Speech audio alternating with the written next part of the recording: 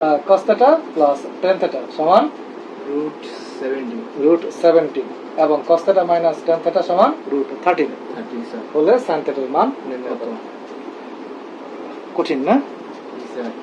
আচ্ছা ঠিক আছে, তাহলে দেখো আমরা কি একটা সূত্র জানি, লিখি না, সমাধানটাকে দেখি, সমাধান শব্দটা লিখে নিলাম। আমরা তো এই সূত্রটা জানি, tan theta সমান কি sin theta by cos theta। আমরা কি এই সূত্রটা জানি? জি স্যার। tan theta সমান sin theta by cos theta বা 4 cos theta into tan theta আর 4 cos theta into sin theta by cos theta। তাহলে আমরা কি করলাম, আমরা এই সমীকরণের উভয় পক্ষকে 4 cos theta দ্বারা গুণ করলাম। এতে কি ঘটলো, এই দেখো, এটাকে আমি যদি মনে মনে a ভাবি আর এটা যদি মনে মনে b ভাবি, তাহলে কি হয়ে গেল 4ab না? জি স্যার। 4ab এর একটা ফর্মুলা আছে না, a plus b whole square minus a minus b whole square। অর্থাৎ 4ab এর পরিবর্তে আমরা a plus b whole square minus a minus b whole square লিখতে পারি, পারি তো? জি স্যার। তাহলে a বলতে তো cos theta, তাহলে এই যে এই হচ্ছে a plus b whole square minus এ হচ্ছে a minus b whole square, ঠিক আছে? জি স্যার। আর এখানে এই cos theta কেটে গেল, 4 sin theta রয়ে গেল, ঠিক আছে? জি স্যার। ওকে, এইবার দেখো cos theta plus tan theta মান কত হয়েছে? √17। তাহলে √17 তারপর whole square minus cos theta minus tan theta এটার মান কত হয়েছে?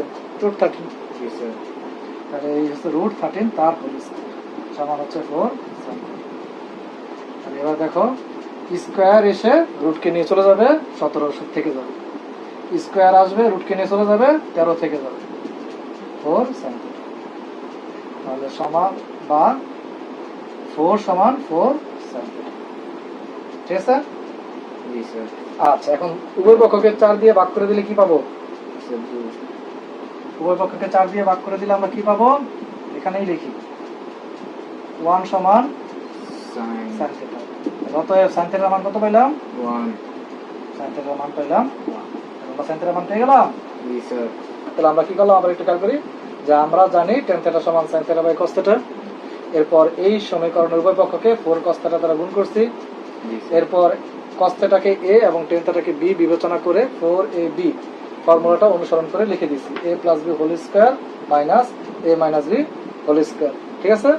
আর এখানে cos theta কেটে গেল, 4 sin theta রয়ে গেল। cos theta plus tan theta মান বসাইছি কত?